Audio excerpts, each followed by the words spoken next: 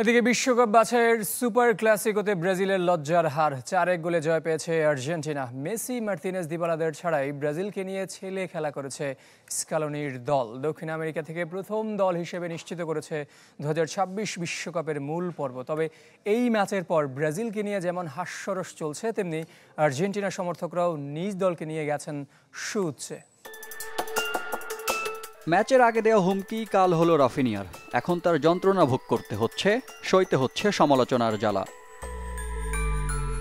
Super ক্লাসিকোতে super duper flop Brazil. চিরপ্রতিদ্বন্দ্বীদের বিপক্ষে জয়ের অপেক্ষা হলো আরও দীর্ঘ। 6 বছর জয়বঞ্চিত ব্রাজিল এবারও পরাজয়ের বৃত্তে। তবে ম্যাচের ফলাফল ছাপিয়ে আলোচনায় দুই দলের ফুটবলারদের কথার লড়াই। যে তালিকায় সবার আগে রাফিনিয়ার নাম।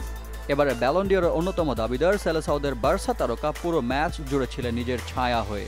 ম্যাচের শেষ দিকে এক ফ্রিকিক ক্রসবার ছুঁয়ে যাওয়া ছাড়া ম্যাচ জুড়ে পাননি গোল পোস্টের দেখা।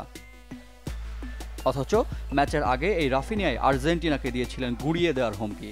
মাঠে তো বটেই, ছিল মাঠের বাইরেও জয়ের প্রত্যয়। কিন্তু মাঠে দেখা মিলেছে ঠিক উল্টোটার। আলভারেজ, ডিপল, সিমিওনে, পারাদেসরা জবাব দিয়েছেন মাঠের ফুটবল দিয়ে। আবার সুযোগ বুঝে খোঁচা দিতেও ভুলেননি। আলবি সেলেস্তেদের হয়ে ম্যাচের 4 মিনিটে প্রথম গোল করা আলভারেজ যেমনটা কৃতিত্ব দিয়েছেন রাফিনিয়াকে।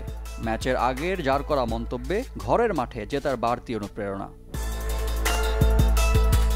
যেখানে সুযোগ বুঝে ব্রাজিলিয়ান ফরোয়ার্ড রদ্রিগোকে নিজেদের বিশ্বকাপ আর কোপা আমেরিকার খোঁচা দিতেও ছাড়েননি লিয়ান্দ্রো পারাদেস। পিছিয়ে পড়া এমন ম্যাচে এর কী বা জবাব দেবেন রদ্রিগো? তবে হেসে খেলে পাওয়া এমন জয়ের পরেও বরাবরের মতোই বিনয়ী আর্জেন্টাইন কোচ স্কালোনি। প্রতিপক্ষদের জন্য যার কণ্ঠে সহানুভূতির সুর। এটা দলগত সাফল্য, সবাই দল হয়ে খেলেছে। এই একটা ভাবেই যে কোনো দলকে হারানো সম্ভব।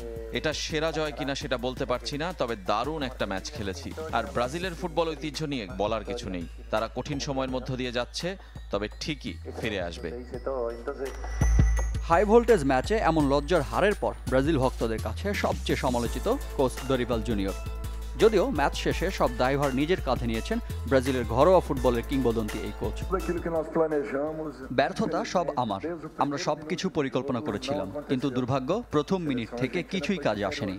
আর্জেন্টিনা দল অনেক এগিয়েছে। আমি ব্রাজিল সমর্থকদের কাছে ক্ষমা চাই, কেননা প্রত্যাশার সাথে প্রাপ্তির মিল নেই।